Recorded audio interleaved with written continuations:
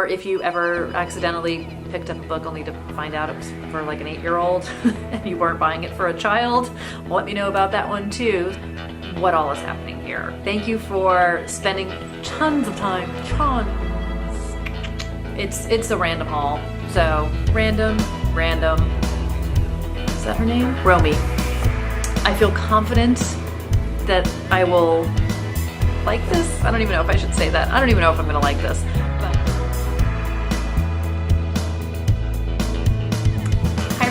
Audrey, and welcome back to Chapter and Converse. So I hope you're in the mood for something slightly random, because that's kind of what this is going to be. This is my second book outlet haul, and this is the one where I went back and played the fake game where I put a whole bunch of stuff into my cart for the Wednesday before Thanksgiving sale and exercised some level of discretion, only bought the books that I was really in love with, and kind of pushed everything else to the wish list. And then I went back over that weekend and decided if these books were still there, they were fated to be mine. So I wound up with some random books. But this was all done in the vein of trying to get some books a little bit outside of my normal reading zone, which is the thriller, mystery, suspense. And I'm guessing if you're following my videos, you're tired of hearing me say that. But what I really wanted to try and do for 2019 is to get back into reading more nonfiction, contemporary, YA, classic, things that I've read in the past, things that I've liked before, but really just sort of veered away from for really no good reason. So this is a little bit of everything. I don't know a lot about some of these books, so I don't know. Get yourself a cup of tea, a cup of coffee, your drink of choice, a little bit of a snack, and let's get into it. The first book I picked is The Wicked Girls by Alex Marwood. And this is a book I didn't really know anything about, but kind of through my browsing at Book Outlet came across it. And what got me is kind of the first two lines on the back cover, which are, on a fateful summer morning in 1986, two 11-year-old girls meet for the first time. By the end of the day, they will both be charged with murder. Do you need to hear anything else about this book? I don't need to hear anything else about this book. I was hooked. So if you do want to hear a little bit more, basically what happens is you fast forward 25 years, there's sickening attacks on young female tourists happening at a carnival. So the journalist comes, winds up interviewing one of the workers at the carnival, and they are the two girls from all those years ago. So it's the first time they're seeing each other.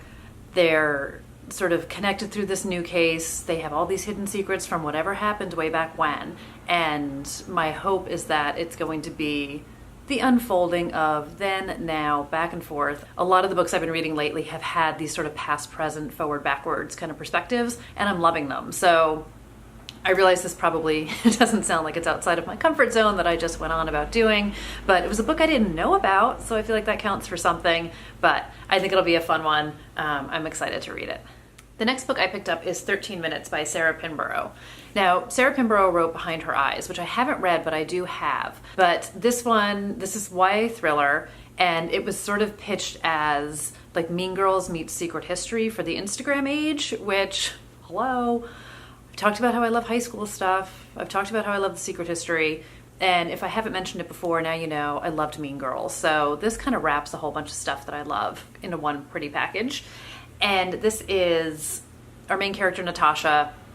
She is kind of pulled out of a freezing river, and she was dead for 13 minutes, hence the title. And Natasha's trying to figure out what happened, but she knows she didn't try and kill herself. She knows it wasn't an accident. So basically she knows someone was out to murder her, and she doesn't know why. And her friends are starting to ice her out.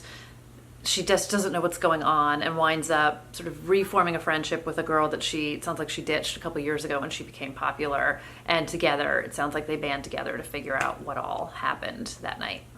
The next book I picked up is Keep Her Safe by K.A. Tucker.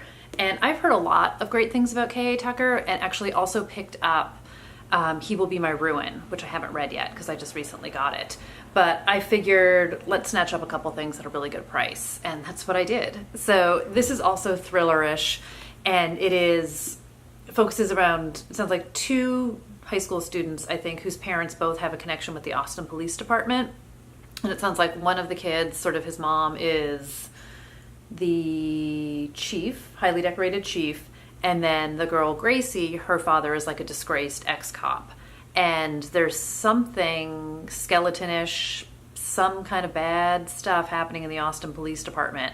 And these secrets are kind of coming out, and the two of them start to work together, searching for answers to the same questions and uncover the truth about the Austin Police Department's dark and messy past. So there's some scandal. Like I said, it sounds like there's some disgrace going on. So again, I don't know a lot about a lot of these books, but I've heard the great things about K.A. Tucker. I'm excited to read it, and I thought it would just be a fun one. And again, for like $3 or $4, these all could kind of be fun ones. The next book I picked up is Unhinged by Calia Reed. Calia Reed? Sorry if I'm doing that wrong. She wrote Unravel before this, which I haven't read. I don't remember. I want to say it was Books and Lala who had talked about these books, and that's kind of how I had it on my list. And I couldn't get Unravel. All they had was Unhinged, but I don't think you need to read that to understand this. They both take place at Fairfax Mental Institution, so I think the main character in here might have like a cameo in the first book, but if I need to read Unravel first and you have read one or both of these, definitely let me know down below. But I'm going into this thinking that it stands kind of on its own 2 feet and I could jump right in. So this one is about Victoria. She's at Fairfax Mental Health Institution, and she winds up there, and I don't think she's sure why, but her husband apparently is dead, but she thinks that she sees him at the hospital. So I don't know if he really is dead, sort of kind of what led to her being here. Is somebody messing with her? I don't think this is like a fantasy thing where I've got a ghost floating around. Like I said, I don't know a whole lot about a lot of these books, but it sounds interesting. She winds up meeting a sexy, mysterious stranger, of course, because who else do you meet at the mental institution in a book? And apparently the stranger is intent on helping her recall her past, but she doesn't know if she can trust him either. So we'll just see where it takes me, but I'm excited. Again, something kind of new, something a little bit out of the ordinary for me. So I picked this one up. Next book I got is Plotting and Writing Suspense Fiction by Patricia Highsmith. So this is definitely the writing side of my life. This is kind of a little bit tutorial, I think, maybe a little bit of inspiration. Patricia Highsmith wrote The Talented Mr. Ripley, which I picked up, which is on my list to read. She wrote Strangers on a Train. She's written a bunch of things. She's just highly well regarded as a mystery and thriller writer. So I figure if I want to continue to learn my craft and continue to make it better, why not learn from one of the best? The next book I picked up is a fully like BookTube made me do it book, and that's The Hazelwood by Melissa Albert. So first up, I mean, I would have bought this on the cover alone because this is gorgeous. This is kind of YA fantasy, which again, I don't really read fantasy, but everyone, good, bad, or otherwise, it seems, has been talking about this book. And honestly, I'm just really curious to understand what everybody's talking about and why. So if you don't know about this book, it's this girl and her mom who kind of always seem to be on the run and bad luck follows them everywhere, get pulled back to the grandmother's life. So the grandmother is a famous reclusive writer, and she writes, I think, kind of like dark fairy tales, I think like Brothers Grimm type of things, and she dies. So the girl and her mom go back to the Hazelwood, which is like the estate or the compound or, you know, the mansion where the grandmother lived. And I think they go like to tie up loose paperwork or whatever you need to do. And the mom winds up getting captured by somebody in the fairy tale. So it's like, was grandma making it up all along? Are these real people? I don't know what on earth is going on here, but people just either like rave about this book or talk about this book, or like I said, I mean, BookTube is making me do it. I take full responsibility for getting it, but I want to understand why everyone's talking about this. I just do. Call me a follower. I don't even, you know, that's cool. I just want to know what it's all about. So staying on the teenage tip, I picked up Stranger with My Face by Lois Duncan and Down a Dark Hall by Lois Duncan. So I talked about in my newbie tag, Lois Duncan was one of the writers that I had read as a teenager who had a real impact on me. And I think I can give her all the credit for getting me into mystery books.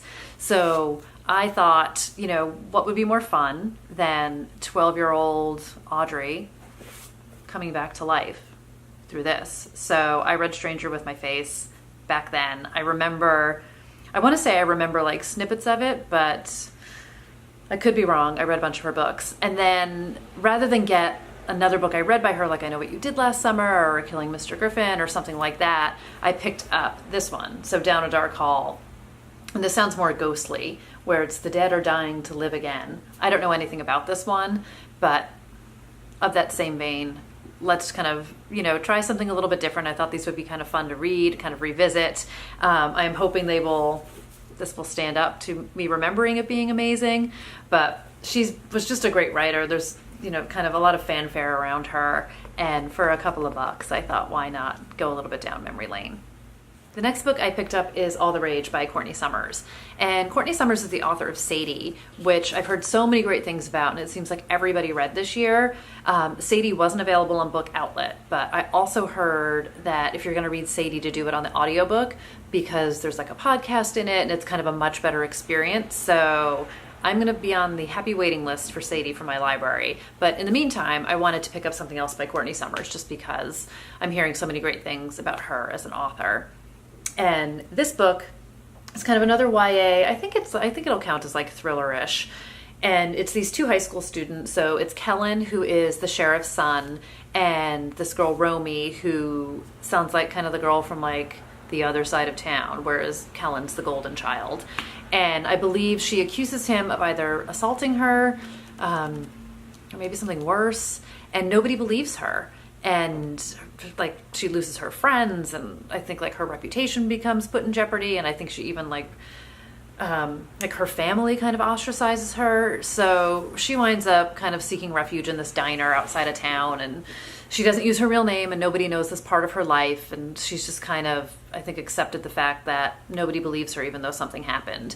And then a girl who Romy and Kellen both know goes missing, and then another girl accuses Kellen of assault.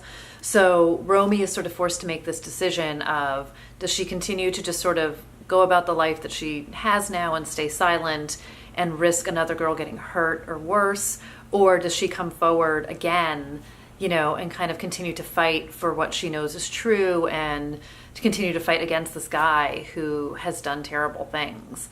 So it sounds really interesting. I'm totally intrigued. Like I said, I really am curious to read Courtney Summers after hearing what I heard about Sadie. So I decided to pick this one up. Okay, so the next one I picked up is a little bit on the ridiculous side, and it's The Gallery. And it's by Laura Marx Fitzgerald. And I'm not saying the book itself is ridiculous, but like, wait for it. So this, I don't know what book I was picking up. It could have been Lois Duncan, and this came up as a suggestion, which maybe should have been like a trigger for me, but I thought the cover was so beautiful, and it's set in New York in the roaring 20s, and it's in this mansion, and there's kind of a shut-in. This woman, millionaire heiress Rose Sewell, was the talk of the town, but she hasn't left her room in years, and kind of something strange is afoot at the Sewell mansion.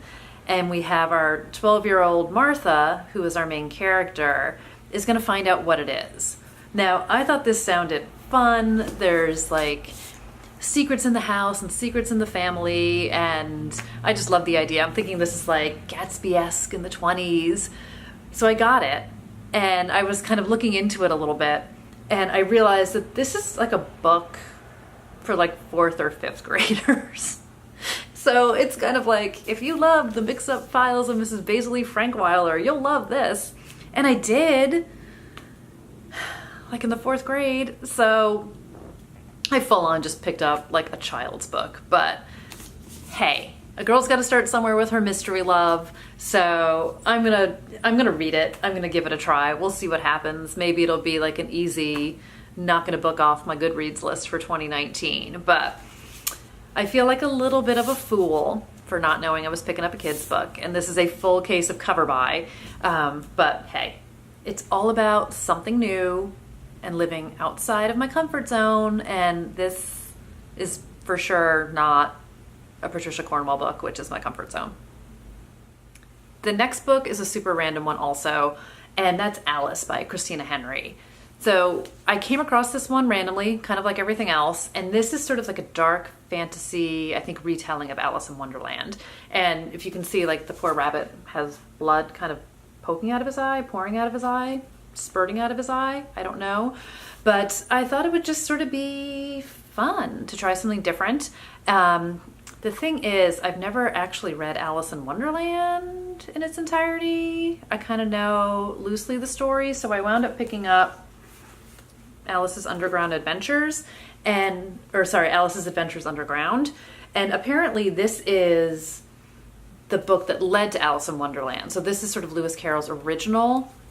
And this is supposed to be some sort of like fancy pants edition of it, where it has some of the original sketches that he did and kind of the original, I think, framework of the story that eventually became Alice in Wonderland. So not everything is in this. I don't fully know what the difference is between this and Alice in Wonderland, and if not reading it in its entirety is going to make this not make sense to me. So if there are any Alice in Wonderland fans out there, or anyone who's read either one of these books, let me know down below if I have to read Alice in Wonderland to understand Alice, if this isn't going to cut it, and if I'm going to need to read more for things to make sense, or if I should just kind of shut up and get on with it, and just, no pun intended, go down the rabbit hole with these two and just have a good time with it. So let me know. But this next one is another super random one that I don't know anything about, and it's The Darkest Corners by Kara Thomas. And Kara Thomas wrote The Cheerleaders, which was another book that was everywhere this year, and another book that I didn't read this year. But this one, and I mean, I don't know anything, and it's like a hardcover with no guidance on it. So I looked up, it's these two girls, kind of when they're 9 years old. I believe one of the girls' cousins dies, and the two girls are witnesses, or somehow wind up being witnesses at the trial, and put the man accused of the murder in jail and on death row. And one of the girls, her family leaves at that point. They move out of town, and the girl winds up coming back because she still has questions about it, or I don't know if her memory is foggy or if she knows something and it's eating away at her, but she winds up returning to the town, and to the guy who's on death row, to her friend at the time, to kind of the memories of the girl who died. And it's kind of like, you know, somebody's keeping a secret and there's things that need to be dealt with. It, you know, was sort of compared to Pretty Little Liars and kind of Gillian Flynn. So I don't really know where this one lies. Again, if you've been watching me at all, you know that PLL and Gillian Flynn are two things that I love. So thought I'd give it a try. We'll just see what happens. So I mentioned in my first book outlet haul that I was going to give Tana French a second try after I read In the Woods. And I liked In the Woods, but I didn't love it. But I did love the writing, but I didn't love it enough to like go right back, you know, kind of in the deep end with her next book. So I did wind up picking up The Secret Place, and now in this haul I picked up The Likeness. And this is technically the second book in the Dublin Murder Squad series.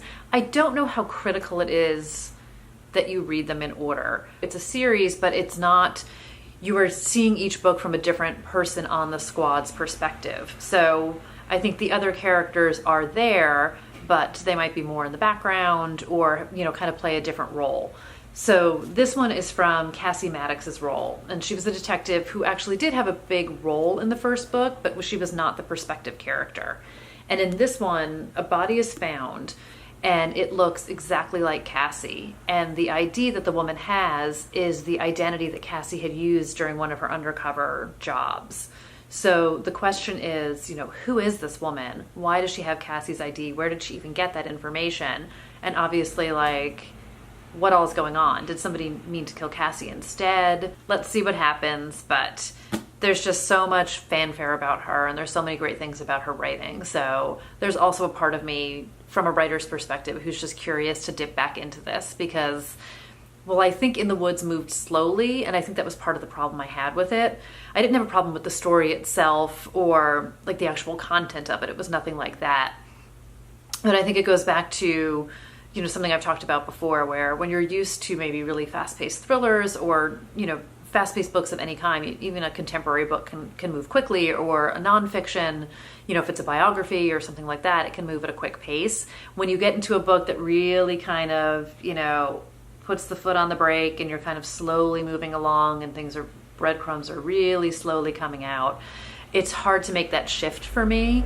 And I think I need to learn to make that shift because there's plenty of books that don't move at the speed of light and it doesn't make them not be good books. So it's a very long-winded answer or explanation as to why I'm going back down the Tana French path. And for my final book, I picked up The Chalk Man by C.J. Tudor. This is another book that I kept hearing about that kind of kept popping up all over the place. And kind of much like the Hazelwood, I was curious to hear what all the hype was about. Now it's been compared to Stephen King, I believe, and I don't read horror. And the only Stephen King book that I read was his nonfiction book on writing. So I've seen some Stephen King movies. They scare the hell out of me. So I'm hoping this isn't going to be too scary, but at the same time I read, perfectly scary thrillers. So I'm thinking I can put my big girl pants on and I'm going to be okay with this one.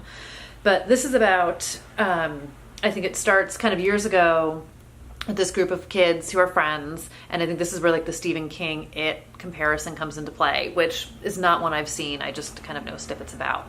But these kids communicate with each other kind of by leaving messages on the edges of their driveway. And it's kind of their secret code about where to meet or other little things that are going on with them. And one day, I don't know if one of them or all of them gets a message on his driveway to meet in the woods, and there's a dead body there. So scary. And then I believe we fast forward many years later and how they're coping with it. And then the friends start to they each, I think, get like an anonymous letter in the mail with the Chalk Man drawing. So somebody is back. Maybe somebody never left in the first place. I don't know what on earth is going on in this one, but I'm really curious. Like I said, this has been everywhere. I want to understand what all the hype's about. I want to know what people are chatting about. So I picked it up. It's not even that big of a book. So I'm going to make this a mission to kind of read this early in 2019. Okay, so for anyone who is still hanging with me, thank you so much. I know that was a lot. That was 16 books, which is kind of crazy. Crazier yet is that I feel like I spent next to no money on them, which is super exciting. But, I'm in very good shape for 2019 with all the books I have ahead of me. But I would love to hear if you guys have read any of these books. If you are familiar with Unhinged and Unravel, do I need to read those together? If you're familiar with Alice and Alice's Underground Adventures, or Alice's Adventures Underground versus Alice in Wonderland, if you have any insight to those, let me know about that down below too. And, I'll keep you guys posted as I'm reading them. But would love to hear anything anyone has to say about these books or books you guys picked up in the haul. Thank you again for hanging out. I know this was a doozy, and hopefully I will see you guys back here soon. Bye.